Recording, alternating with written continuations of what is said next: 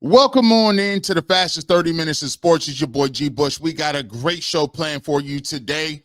Listen, Tommy Rees is a offensive coordinator who was just offensive coordinator under title.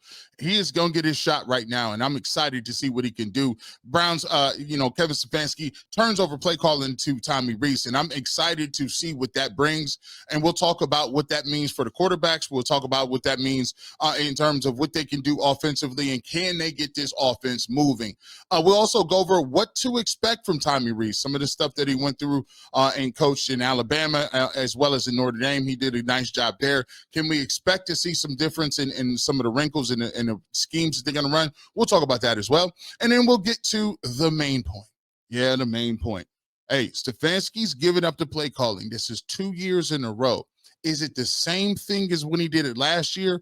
And what can you expect, and will it ultimately work? I'll give you my thoughts when we come back. You listen to the fastest 30 minutes in all the sports. It's your boy G Bush right here with the Ultimate Browns.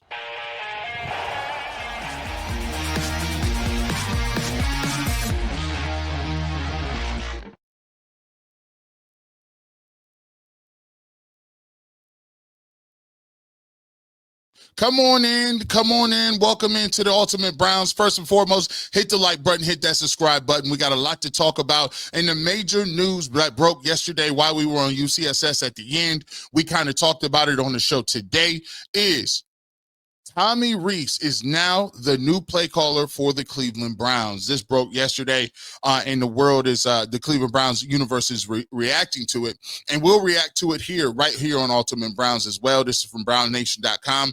Will things be any different with Tommy Rees? Do you believe Tommy Rees will make a difference in the play calling? And before I start, let me go ahead and throw out the way I think about this, right? And let's just be clear.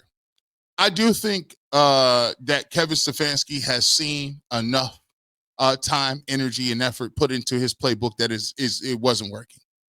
It was 2 or 3 years we talked about his playbook has been on the decline.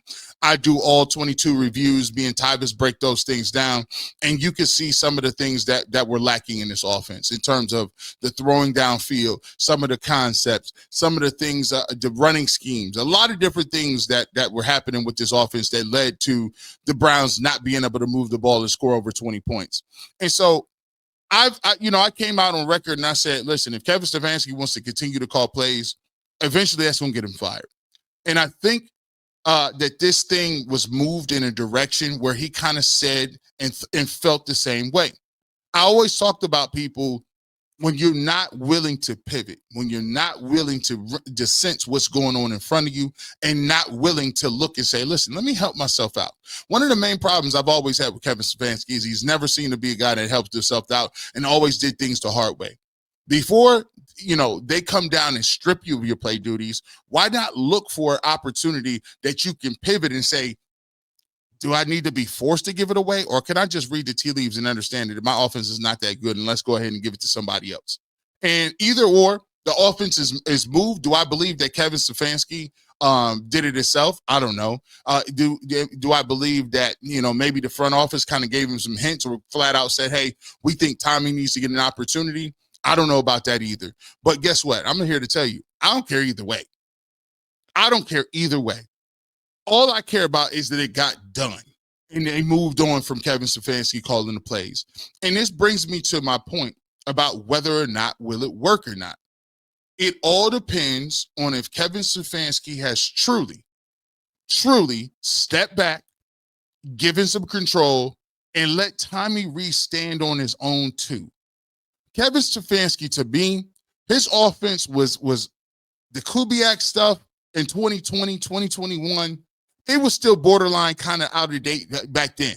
But what you had was an elite offensive line, and you had an elite Nick Chubb that made everybody look good. You had receivers in Odell and Jarvis Landry. You had a David Njoku. You had Kareem Hunt in his prime. When you got all of those things, you could run bootlegs and they work. You could run power and zone and they work. You can run stretch and they work. And you had a guy there in Baker Mayfield that was playing like a fringe franchise quarterback. Let's not get it twisted. You still had a great defense, right? So when you look at what they were running back then, it wasn't like it was explosive then. You fast forward to now, and it's outdated as all get out. Teams can cover that stuff up all the time. Teams I've seen it. Teams have seen the Kubiak stuff. Teams have already scouted this stuff, and they realize that we can cover a lot of this stuff up. It's not too advanced. It's not rocket science. So you got that. And the thing that hurts the most is the fact that you don't have the same horses you had once upon a time.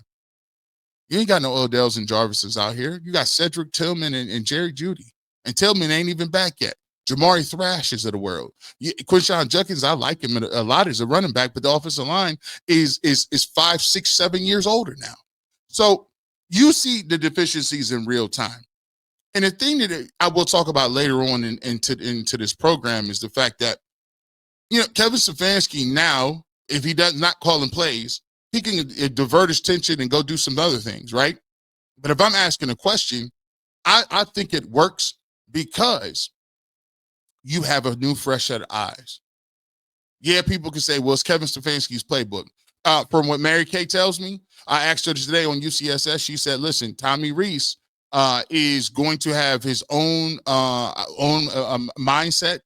He's available. He has the autonomy to call his plays, to dial up things that he see. Obviously, Kevin Stefanski is going to have some say-so in all this, but he's going to have autonomy to call up and to run his own show. And if that's the case, then I think that this thing can work, because I think Tommy Rees is closer to the college game than he is to the pro game. He's done some things at Alabama that I was really impressed with. I liked him at Notre Dame. And when you coach under a guy like Nick Saban, and he has a certain type of atmosphere and a certain type of expectation of what he wants he demands from his coordinators, I know he's going to be prepared. And I've seen some things that he can do to mix up the run and the pass. And I also like the fact that you have two young college quarterbacks that are well-known coming out of college, that run college-type systems, and Tommy Rees is well familiar with those. And those guys, instead of calling all the long verbiage, they can break these things down to the lowest common denominator and get your quarterback to see certain things. And plus, I'm going to get another evaluation. A lot of what the Cleveland Browns are doing this year is evaluation based. I've already told you, I don't got to tell you 1,000 more times what I feel about Dillon Gabriel. Do I think he's a franchise quarterback? No. Do I think he could be a backup? Sure. You already know that I'm anxious to see Shedeur Sanders. We all know that. You know where I'm on the record, and you know where I am with Kevin Stefanski. I would probably move on from him. But there is one saving grace here. If Tommy Rees comes out and now the offense looks different, the reason I want Kevin gone is not because of some of the other things. I want Kevin gone because I think he's a roadblock in the offense. I want Kevin Stefanski gone because I don't think he can develop. I want Kevin Stefanski, we get a new coach so we can get a new coach with a new coordinator. But since Kevin Stefanski is the head coach and coordinator, if he's going to pass off this piece to Tommy Rees, and Tommy Rees is showing potential, Tommy Rees is moving the ball up and down the field, Tommy Rees can get the most out of Dillon Gabriel, Shedeur Sanders, Tommy Rees is a guy that has a spark and they're getting points, then Kevin Stefanski can sit on the sidelines all he wants. Because what I really want is to get the best opportunity to make an evaluation on Dillon Gabriel and Shedeur Sanders. More readily on Shedeur Sanders. Half the problem I had with Shedeur Sanders coming into the football game was this. Is he going to give them the best opportunity given the fact that Kevin Stefanski's calling plays and what the plays look like? I didn't think so. I didn't have faith in that. So roundabout way, for all the people that want Shedeur Sanders, for all the people that think Dillon Gabriel should get a couple more weeks, you guys should all be ecstatic. You know why? Because I honestly think that the playbook and some of the scheme and some of the things that's going on in play calling, Tommy Rees is going to be much better than Kevin Stefanski at those things. He's called plays a lot in college, high college football, high leverage positions. He's worked with college coaches. And at this point, I definitely think he can get more and relate to these quarterbacks and move this offense because it has a different voice, a different pace, and a different mindset in terms of what he wants to establish. And if Kevin Stefanski made the decision to bring Tommy Rees in and it hits, why do we care? We don't care if Kevin Stefanski want to sit there and be a coach. Because guess what I got? I got Jim Schwartz, who's going to be the captain of the defense. We know what he can bring to the table. And if we can find Tommy Rees, who's going to be the captain of the offense and bring some innovation in his own set of knowledge to the game, then I'm all for it. Because Kevin Stefanski can stay, hang around and just sit on the sideline. I don't know, you want to hang out at meetings? Now all you got to do is worry about timeouts and clock management and making sure that the special teams don't wet the bed. That's it. You ain't got nothing to do. How's about motivating your guys? How's about talking to the media, being a little more forthright? Work on your CEO thing. Work on your CEO thing. We'll talk about some things later on in this episode, because I do think that Tommy Rees could possibly change people's minds about Kevin Stefanski's long-term viability with the Cleveland Browns. We'll come back and talk about that up here after we get to a break. You're listening to G. Bush right here on the Ultimate Browns. Yes, indeed. Speaking of G. Bush, man, make sure you check out the Barbershop coming up Saturdays, 9 a.m. to 11 a.m., 9 a.m. to 11 a.m. right here on UCSS Network. G. Bush is bringing it like we always bring it, and you know how we get down. We give you nothing but the pure, unadulterated truth. And make sure you check us out every single Tuesday right here on the UCSS Network. We got Ultimate Browns. Make sure you subscribe to that. Make sure you subscribe to the channel so you know when I'm on and you get all of the latest content and you don't want to miss a thing right here on the UCSS Network. Welcome back to the fastest 30 minutes in all the sports. It's your boy G. Bush right here at the Ultimate Browns. We talked a little bit about Kevin Stefanski giving up the play calling and bringing in Tommy Rees. Will it work? It has an opportunity to, but you got to give him leeway to call his own game and to develop his own offense. And I think that's something that I'm looking forward to seeing, how just in fact this game looks different. Will the downfield targets look different? Will the quarterback moving in and out of the pocket look different? And the scheme in terms of the scripting after the first 15 plays. We know the Browns is dominant. They're the best first 15 scripted team in the world. Let you get to them after that script. Browns can't score no points. What will the play calling and the sequential setup game look like from Tommy Rees? Let's get into this. What should you expect? What should you expect from Tommy Rees in his first game coming up against the Jets? I think this is going to be a game where this is a big game for Dillon Gabriel, because I expect to see a shot in the arm. I expect to see a little more energy, a little more creativity, a little more move in the pocket, a little more getting creative with some of the route combinations and getting guys the ball, maybe a little more Malachi Corley. We haven't seen Isaiah Bond run any jet sweeps, any things like that. And an emphasis on getting the ball to Jerry Jeudy. So these are all things that I'm looking forward to seeing, and I'm looking specifically at one or two things. I think against the Jets, coming off a victory, and the Jets are a winnable football game. I think Tommy Rees spoke about this coming up a few days ago, and he said that Dillon Gabriel wasn't gun shy before. He wasn't a guy that was afraid to pull the trigger and let the ball go downfield. And I think to a certain extent, he is right. During the camp, he wasn't used to, he wasn't shy. He was going to let the ball go. And for the most part, he played on rhythm. He wasn't the most accurate, but he didn't have a propensity to hold on to the football and say, I'm scared to throw the ball downfield. But I think what happens is this. When you start to be a rookie and you start going against these coordinators and you start to see what they're about, coordinators are not going to give you that. Coordinators are going to make you do what's uncomfortable. And what they're doing is speeding Dillon Gabriel's clock up. And I don't think he's seeing the field very well, because he does have limitations in terms of his height in the pocket and seeing the rush and feeling that pressure. Teams are making him stay in the pocket, which then it encloses it in an area where he can't see over the middle. I think there's a few interceptions that he threw, especially the one last week. I don't think he just didn't see the middle linebacker. Just didn't see him. He had a couple of turnovers worthy throws against the Pittsburgh Steelers where just didn't see the guy in the flat. So I think what they're going to do is to back those defenders up. I think they're going to roll the pocket, move the pocket, use some misdirection and slow down the pass rush. And I do think that you should expect a couple of shot throws deep in the first quarter, first half of this game against the Jets. because he really wants to get Dillon Gabriel comfortable. You'll be surprised how comfortable you get if you hit a big deep play first couple plays of the game. Now you settle in. Now it's almost like if you're a scorer, you want to get to the free throw line. If you give me a layup or a dunk, or I can get fouled to get to the free throw line, now my moves is working. Now after I see the confidence, my step back go in. Now I hit a couple threes. Now I can hit the elbow jumper.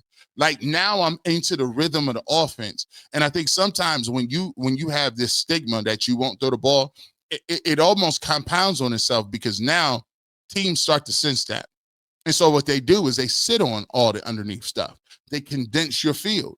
They make it show that you're very predictable. And then even when you do have a shot downfield, you're second guessing yourself. So I think that you should expect Tommy Rees to kind of go break tendencies a little bit.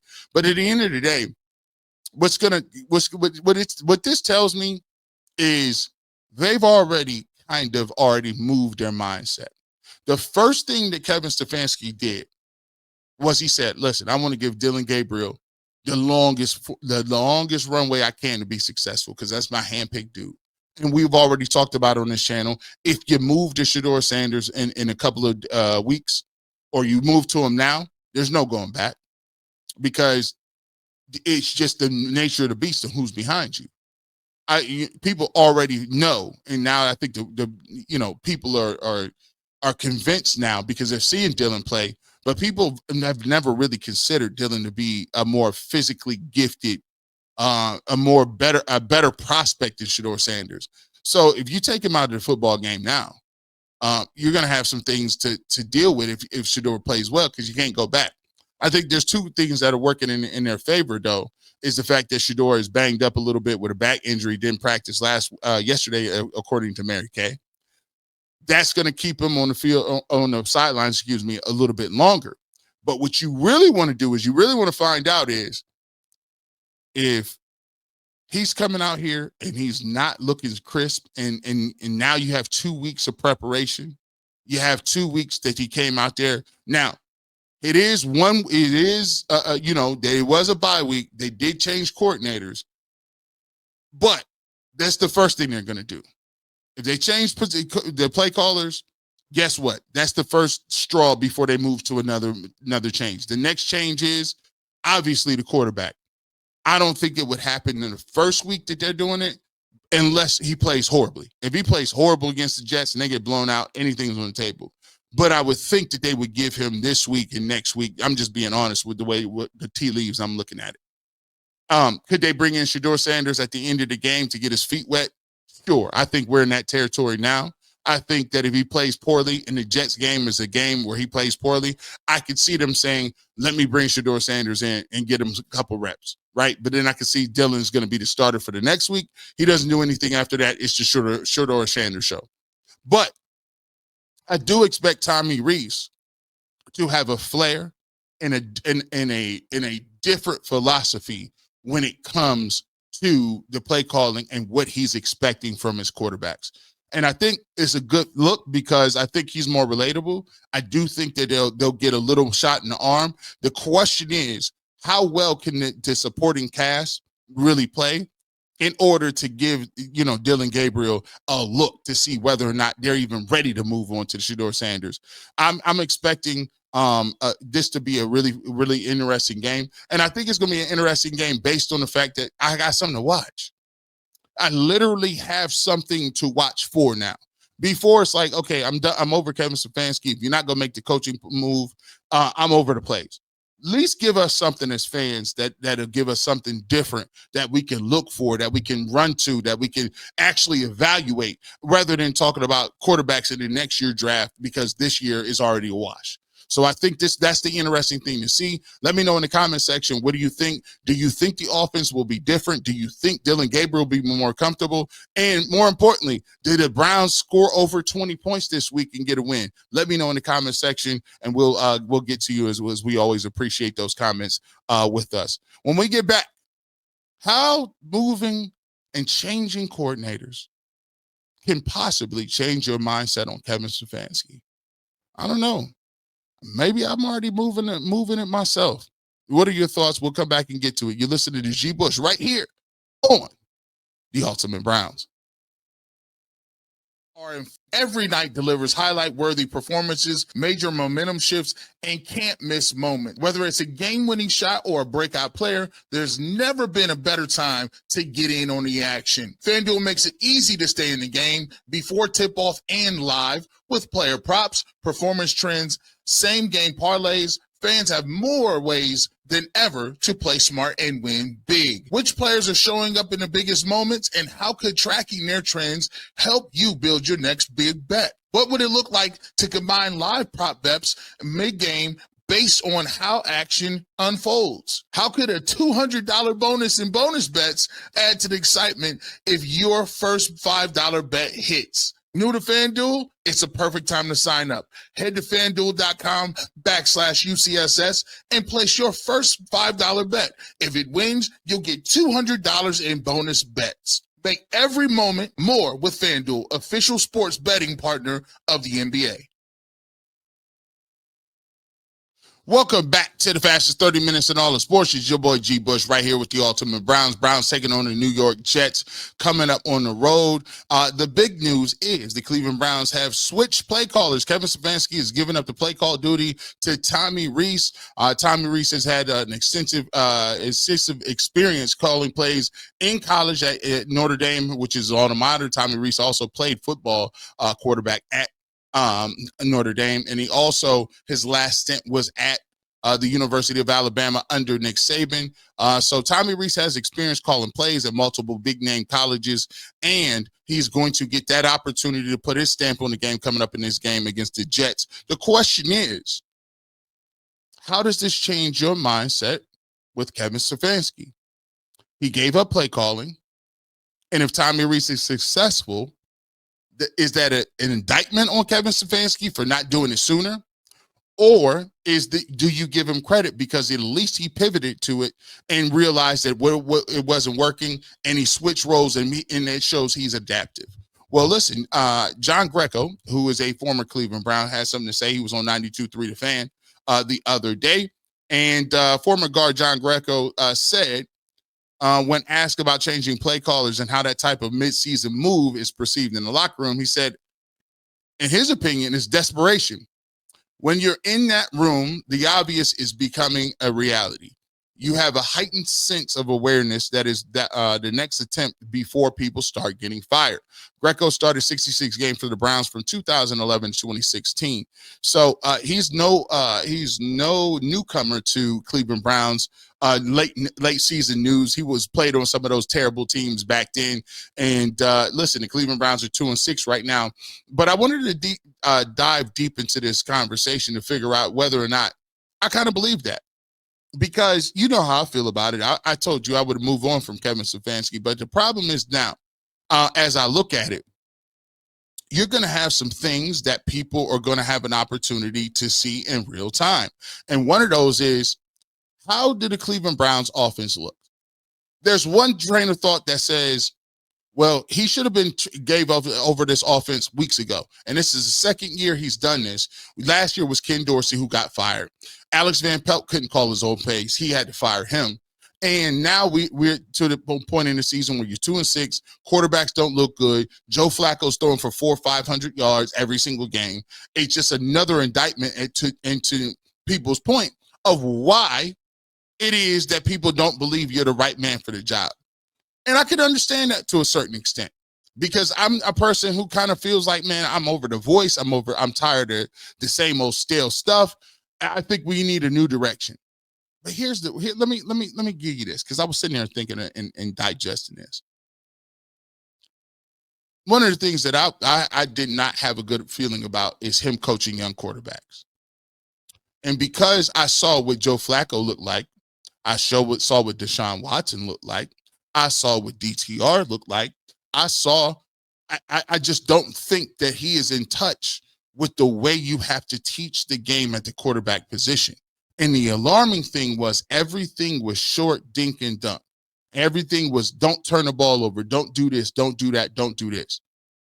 Listen, man, to be a franchise quarterback in this league, you're going to have to make some throws that are uncomfortable. you're going to have to feel like you can fit a football somewhere that people might be a little squeamish about. But the only way to expand the defense and to make sure that your offense has the best opportunity to be successful is you're going to have to take some shots. And so when I'm seeing these young quarterbacks being drilled in their head, don't turn it over, don't turn it over, don't turn it over. Throwing check down routes is worse than turning it over because you're not allowing yourself to be successful. Your receivers are getting frozen out of the game, and your quarterbacks are becoming deer in headlights every time they drop back. So I think to myself, if he moves out of the way, and I got Jim Schwartz, who's a former head coach in his own right, coaching the defense, I'll take that. When Kevin Stefanski was his best, he had Bill Callahan to lead on.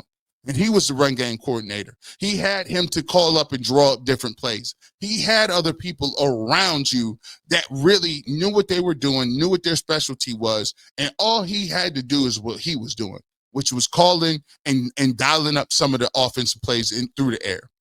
So now I like the fact that now he could take a step back. He can look around and be a CEO. And if Tommy Rees wants to come out here and do his thing, and Tommy Rees is dialing it up, and one of these rookies is looking good, trust me, people, it's going to be very hard pressed to get rid of Kevin Stefanski.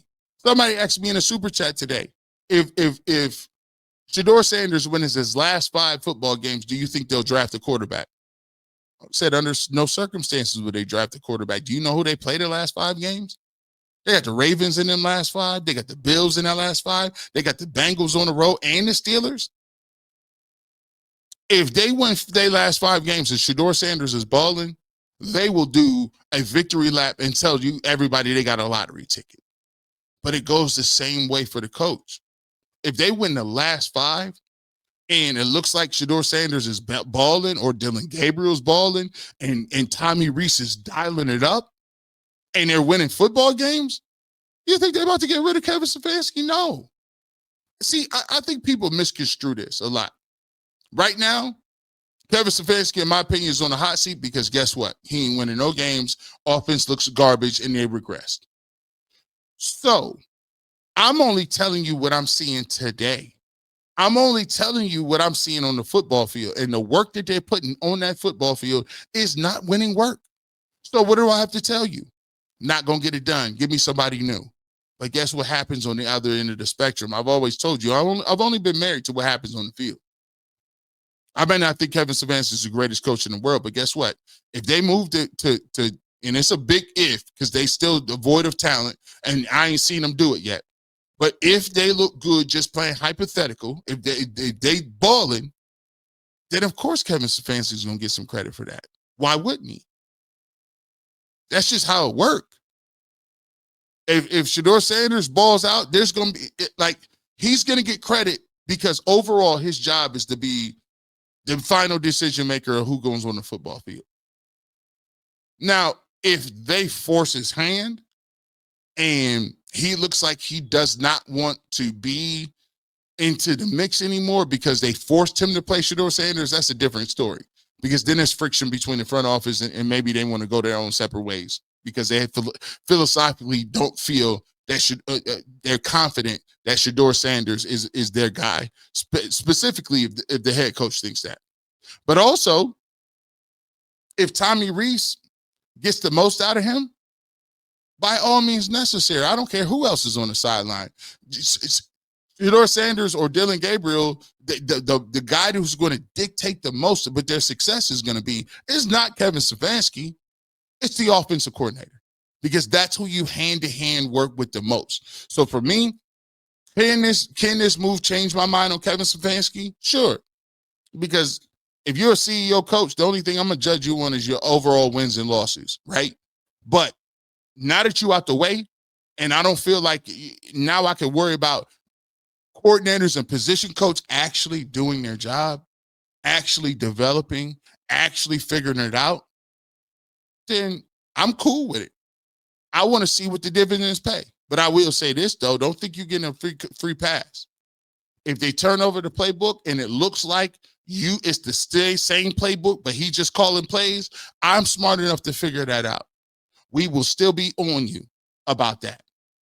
if it looks like you just moved and made a move to try to scapegoat Tommy Rees, come on, Kev, we smarter than that. We will figure it out. We be breaking this stuff down. Don't act like we ain't savvy enough to understand that, right?